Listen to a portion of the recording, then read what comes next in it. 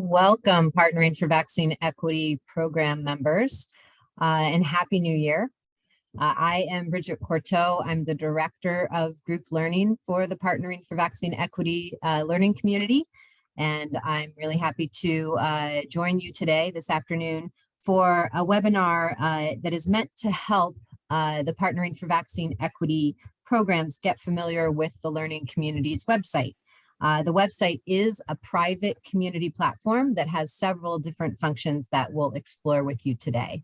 As we'll say a couple of times throughout the webinar, we are going to be recording today, this recording will then serve as our updated tutorial on the website and be available for new learning community members who are onboarded and want to get an intro to the site.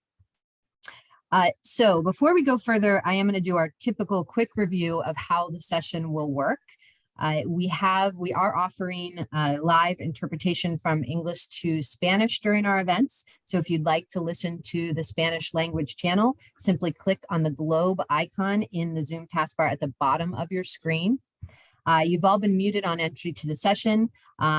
For most of our webinars, there are many of us online, so staying on mute unless you're speaking is key to avoiding accidental interruptions and keeping our discussion going.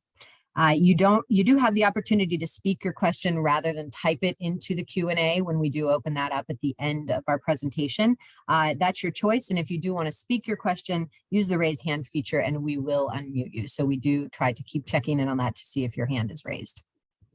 If you do want to type your question, use the Q&A tab to do this, and you can do that at any point during the session. The chat room feature is also open today. We encourage you to chat amongst yourselves as you like, but please use good chat room etiquette. And by this, I mean, don't post questions to the speakers in the chat if you can avoid that, because we might not see them there. And of course, please be civil to one another and to the speakers while you are chatting. And finally, like I mentioned just a moment ago, we do post slides and a recording of all of our learning events on our community website. We'll actually be showing you where all of those items are saved, and the recording from this webinar will be available within 1 or 2 days after the event. And we also circulate those through the digests that go out through the CDC Managed Adult Vax Program listserv, which all members should be a part of. And if you have technical difficulties at any point during the session, please send an email to our community manager's inbox. That's vaxequitylearning@urban.org. It's right here on the screen, and we'll be watching the inbox and we'll try to help you as quickly as we can. All right, and with that, I'll do a quick speaker intro. And the first one can be especially quick because it's me. I'm the Director of Group Learning, as I mentioned, and my role for the website has been a member of the design team from the very start and helping with website strategy. And I'm joined by my colleague, Luis Gallardo, and Luis has a really key role with the website. He is our community manager for the website, and he does a whole lot from creating new accounts to moderating forum posts and many things in between. So I am going to take us through the first part of our presentation, and then I'm going to hand things over to Luis for our live demo. And on that note, we do have a little roadmap slide here just to let you know how we'll proceed. So I'll provide, again, a brief overview of the site, and then we'll get to our live demo. And then we'll leave plenty of time for your questions and answers at the end of the session. So we designed the Partnering for Vaccine Equity Learning Community website to be a space where you, community members, can connect with your peers and share your successes, your challenges, and other knowledge to help each other advance your individual programs related to vaccine equity. The site is also a primary way that we, the group learning team, communicate with you about our learning events, and that's our upcoming learning events and also past events. Next slide. And this is just a quick screenshot of the website that we're going to show you in a minute during the live demo. But I wanted to review the main functions of the website quickly before we go live. So this is the website, vaccineequity.urban.org. And this is what you'll see when you first log on. And these 4 buttons here are the main functions of the website. This isn't all that it can do for you, but these are the things that we will focus on during this presentation. And so that involves connecting with your peers through a searchable peer directory, our discussion board, and the parts of the website that are related to events, including our calendar and the library where we store our event resources. And then finally, that 4th button over on the right, find and share resources, is integration, is a link to our partner site, the Vaccine Resource Hub. And we'll talk a little bit about that during the live demo too. But this is a place where you can find and share resources with other Partnering for Vaccine Equity programs and the broader group of organizations around the country and elsewhere who are working on vaccine equity. So let's hear a little bit more about all of these. I'm going to turn it over to Luis, and I think he's going to switch out of the PowerPoint slide and into the live demo so that we can take you through some different parts of the site.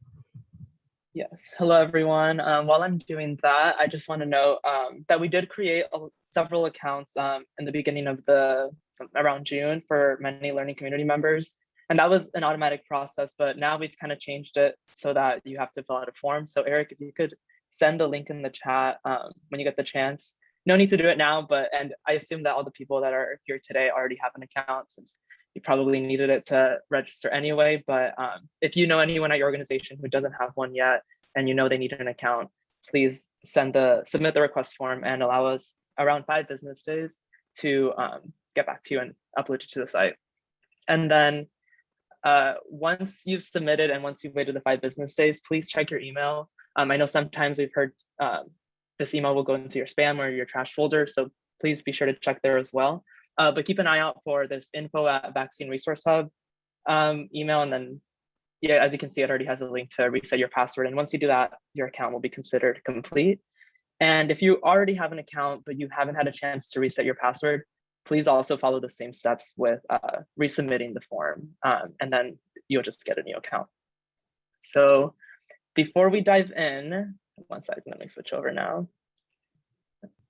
And while you're doing that, Luis, I can clarify a little bit. So that we did, so we did request that all members who were did have accounts with the website up until November, that they reset their passwords when we integrated with the sister site that I mentioned, the Vaccine Resource Hub, to allow you to use a single set of credentials, a single login and a single password for both of those sites. So that transition to single sign-on meant that you did have to reset your passwords for our website. So if you haven't visited the site since November, when you try to, you will be redirected and you'll have to take a couple of steps to reset a password that then can be used for both sites. So a little bit of extra work that will hopefully pay off in a streamlined access to both of the sites for Partnering for Vaccine Equity. Yes, thank you for that, Bridget. So now you should be seeing the homepage of the platform. So before we dive in, we do want to encourage you to complete your profile. This is a test account, but usually it'll have a profile picture here. And when you get the chance, once you log in, you could fill out as much as you can. So bio, your preferred pronouns, anything here that says add. Just because the more information you include, the more helpful it'll be for yourself and others in the learning community. And we'll touch a little bit on this more in the peer directory section. And just another note, here you also have shortcuts to your platform inbox as well as your list of communities. But back to the homepage. So this is the same page that Bridget covered earlier with the screenshot. As you can see, it has a fresh discussion board posts here. And then we'll be focusing on the navigation bar for the purpose of the platform, just because everything that you can see here with these 4 boxes can be accessed through the navigation bar on top, plus some additional features that we will walk through. starting with the community page. So here is the full community. Everyone on the platform is automatically uploaded here and has immediate access to both the discussion posts and the resources that are posted. Posts are regularly approved throughout the day, so we recommend checking the page whenever you're able. And this year, we're really hoping to expand both our focus and our platform team to enhance participation more in the discussion board. So with that being said, we would appreciate it and of course encourage you all to respond to questions or reply to any post that you see here. And we'll walk through a little bit later on how to reply and also create posts, as you can see here. And also important to note that we are in the process of creating additional micro communities that will each have their own workspace on the platform, and they all look very similar, fairly to the full community. So for instance, we have the 3 priority population focused communities of practice that learning community members formed at the end of last year, which that will have a workspace as well as some other national organizations with the project and the subrecipients. So if you're part of a group that will have your own workspace, you'll get an email notifying you about it, and it will provide you the link to that part of the website. But just know that these will all be very similar format and can be found under the All Communities tab here once you're there. But now moving on to the peer directory section, as you can see, start with the full listing. Everyone is listed alphabetically here, and you can both add as contact or send message. Once you can feel free, once you actually want, if you want to find someone specifically, you can go into the search the directory and you can type in, I'll type in Bridget. But you can feel free to send us a message, add us as contacts. We'd be, oh, it doesn't even pop you up. That's weird. It might be with the test account. Okay, well, I'll do myself. So here you can see it's the same options. You can send a message or add as a contact. Like I said, feel free to test it out later if you have the chance. You also have the option if you want to search more on like topic-based focus, you can do, let's say I want to know more about any organizations doing work with immigrant refugee populations or Latinx populations. And I just came back, I went home for the holidays. I'm from California, so we'll do West. And find organizations or members, and it populates a list of people that are doing work in that area with those topics. That's another key part of the search the directory function. But moving on now to our events page. Of course, we're all here today, but this is where you can find more information about any future events, as well as any past events that we've had. So currently we have 3 on the calendar. So we encourage you after the event, if you could go in and register, there's more information that you can learn about them. Once you open it, you can see it lists a little more description as well as the registration links for all of them here.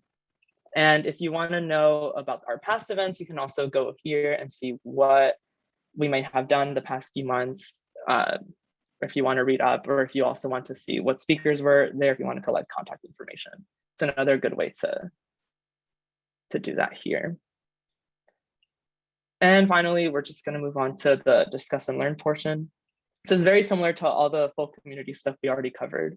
But here's where you can also post a message. So I can go ahead and walk us through that.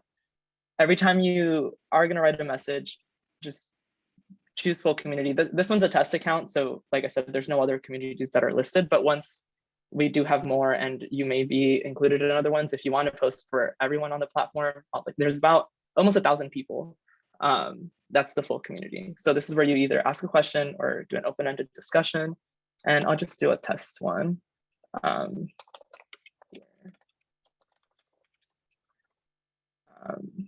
Then you post it. And so here you'll get this message explaining that there is a moderation period.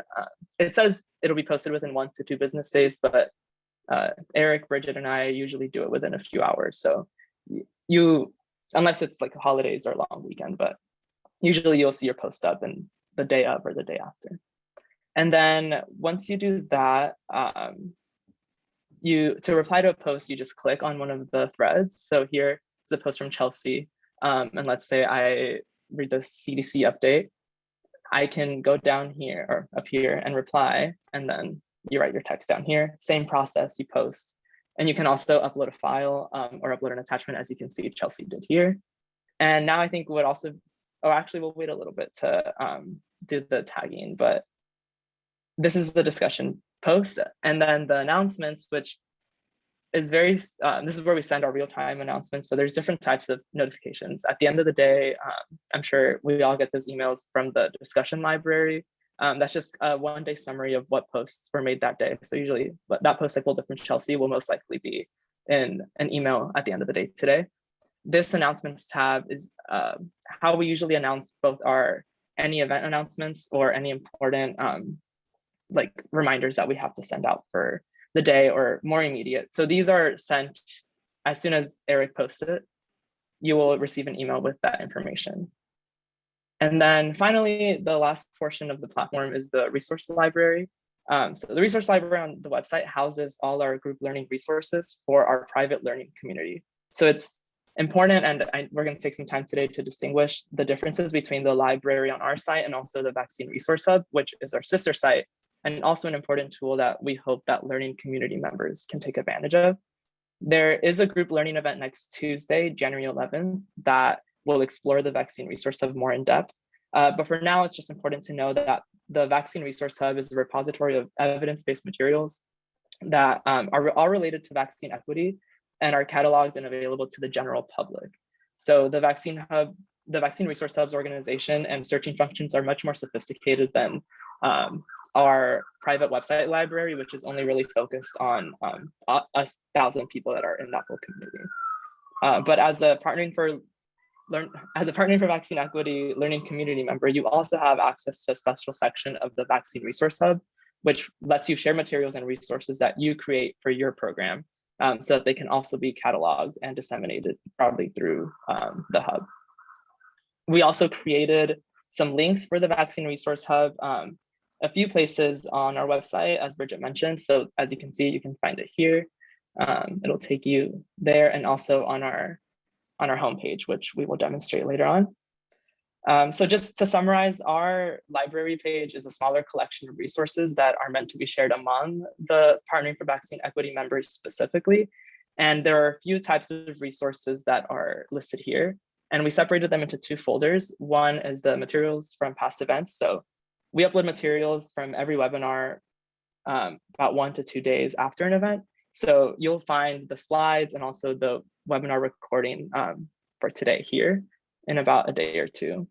And then we also have our CDC resources folder, which is where our point communications person at CDC, Chelsea Toledo, will post CDC resources here. So this is constantly updated.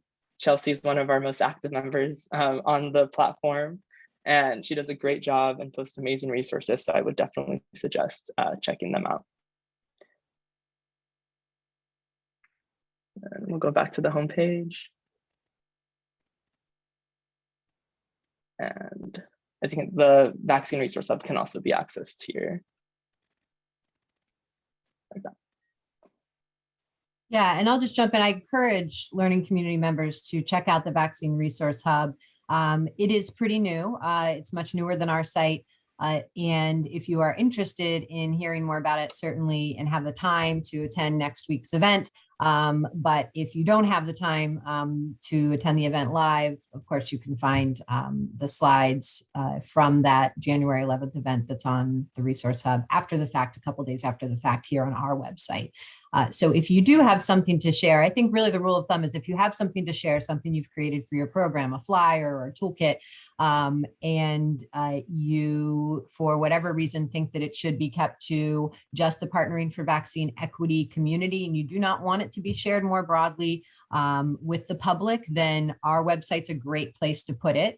With the caveat that it won't be as easily found through some of the kind of cataloging functions that the Vaccine Resource Hub has, but we do have some ways to tag our post in the library, and our library is searchable. You could create a discussion post for it. to get more attention on it, but it still will get limited circulation to our Partnering for Vaccine Equity learning community members. If you feel comfortable sharing it more broadly, then we definitely encourage you to log on to the Vaccine Resource Hub. Like Luis mentioned, you as Partnering for Vaccine Equity program have access to the special section of that website. It is a public facing website, but there's a special members only piece of it where you would use the login, the single sign-on login that I mentioned at the beginning that works for our site and their site. You can log in and there will be a button for you to upload your materials so that the managers of the Vaccine Resource Hub can review them, catalog them, tag them in many different ways by their language, by the type of resource, and make them really easy to find for other programs like yours who can benefit from those materials and resources. So if it can be shared more broadly, we want you to share it more broadly. If you want to keep it a little closer to home, we definitely have our resource library available to you.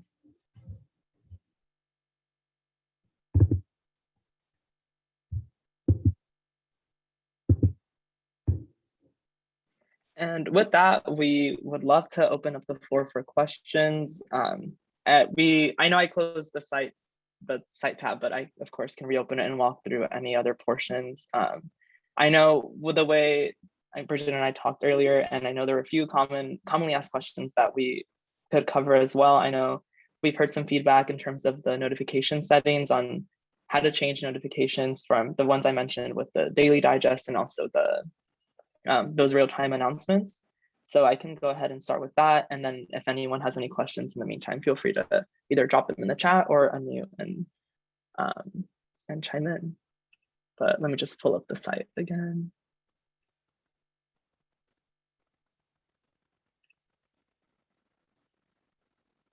Okay, so here, once you're in the full community page, so like I said, you can go community and then my community, find the full one, and then here you have, everyone has their own personalized settings, so you can always just go ahead here, and as you can see, this is a test account, so the regular notification settings aren't on, but normally you would see here that there's real time and then daily digest. Go ahead and click this arrow. I'll see there it is, and you just select which one you want for the full community. So this, like I said, this is the one that comes in daily, so everyone's just automatically set to this one. But if you would like these to be set to real time or receive no emails at all, as long as you're regularly checking back and making sure you're updated, that is how you can customize your notification settings for you.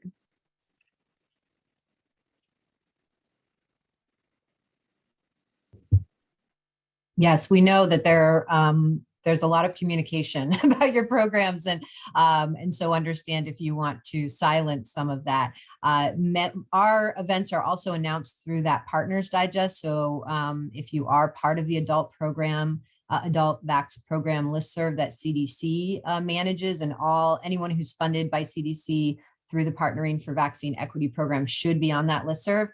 You will hear about our events that way.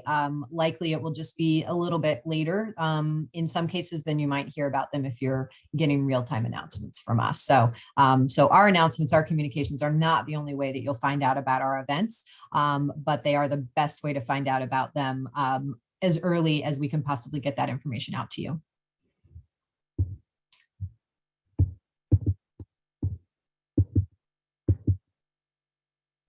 All right, so I see a question about the resource library versus the Vaccine Resource Hub and vice versa. So sure, I'm happy to review this quickly. Our resource library, and you want to just, yeah, okay, you're over there now, Luis.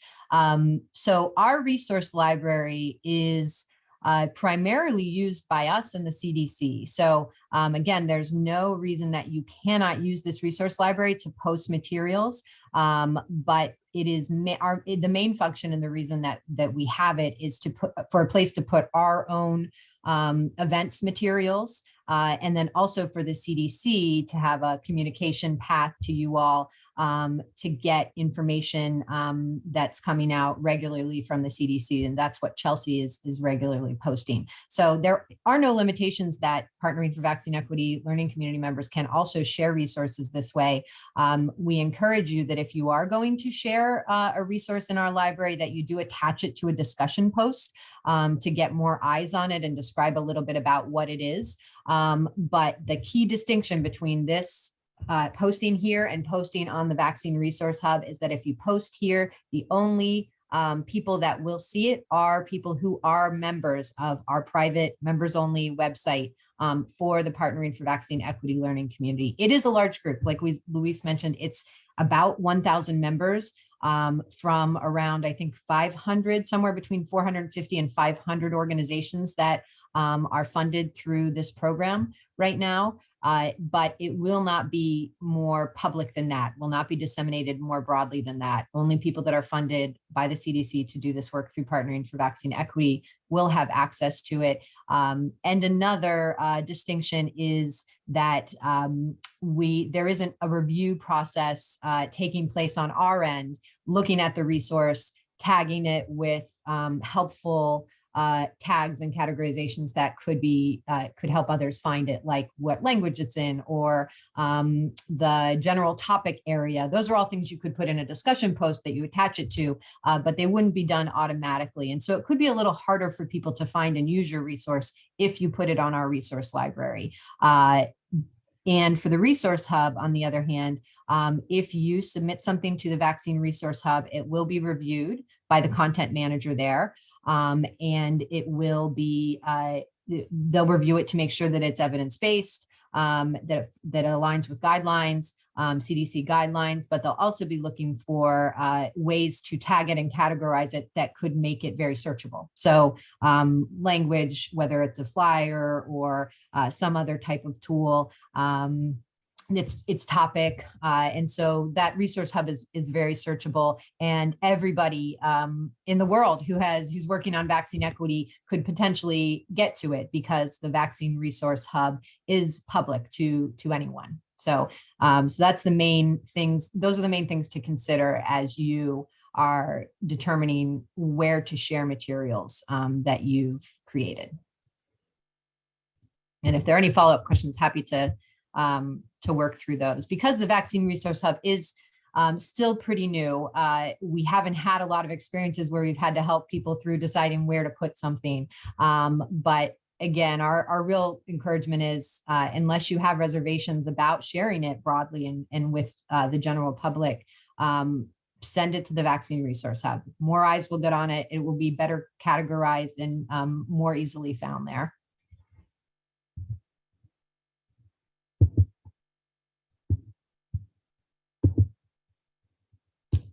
I had a couple other points, Luis, I was going to add that I thought people could find helpful. One is that you can schedule your discussion posts. These are questions that have come up over the past few months. You can schedule a discussion post for some future time, so it doesn't have to go out immediately. I know this could be a little tricky with the moderation queue because you do have to allow for that time that we need to see it in the queue and do a quick review and accept and approve it. But if you didn't want something to be posted until tomorrow, or if you're working late at night and don't want, want to schedule your post that way, you can certainly schedule something for later. So that's been helpful. There was one more that I'm not sure if I'm going to remember it off the top of my head. When you message somebody, this is the other question that's come up. When you message somebody through the peer directory, so if you, like Luis was showing you, there are those buttons, add as a contact and then send a private message. There is sort of an account, like an inbox that's attached to your account here, and you can go there to find your messages. But when I've private messaged people through the website, I also get an email that alerts me there's something in my inbox here to search, or to check out. So for those of you who might not be on the site every day and want to use the private messaging function and want to also remember that you are waiting for a reply from someone, you should be notified in your whatever email you have on file with the website. You should get a notice that someone has sent you a new email that you should check out, or a new message that you should check out here.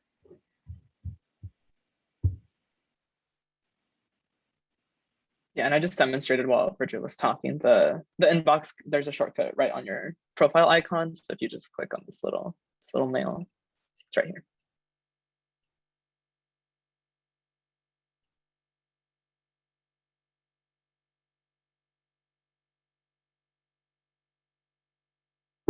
Okay, let's give it a couple more minutes for any additional questions that might come in. I know we have a couple wrap-up items, so we can start queuing those up too. I think I've covered everything I thought we should, Luis. Anything else that you think would be helpful to share? No, I think we covered it for the most part, but of course, I mean, we'll get to the communications part later, but if you do have any questions at any time, you can always feel free to email our inbox, as we mentioned at the beginning, the Zoom etiquette slide, vaxequitylearning@urban.org, or you can also email me, Elga, what's my first letter of my first name, so L, and then my last name, @urban.org.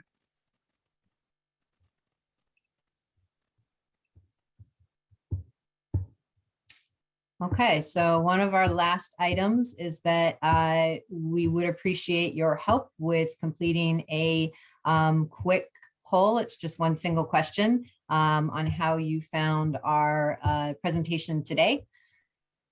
And we also have some upcoming events. You saw a little preview of them when we were doing the live demo because they are on the site right now, but we have 2 events next week that you should know about and sign up for if you're interested and are available to attend. So I think Eric or someone on our team is going to be putting those into the chat, the registration links. But on the 11th, we have an event again that's focused on the Vaccine Resource Hub, which is live now and available for use. But the manager team that's working on the hub has made some enhancements, and so they're going to be reviewing into the search features are some of the primary enhancements they've made. So they're going to be reviewing those, and they can also clarify more about kind of our library site versus what kinds of things they would encourage you to post on their hub for those who ask that question or are interested in that. And then on the 13th, we have an event on reaching refugee and immigrant populations and sharing some tools and resources that have been developed specifically with those populations in mind, but that can be applied more broadly than that. So there will be some excellent campaign materials and outreach tools that will be shared on that webinar on the 13th. So I encourage you to attend that one.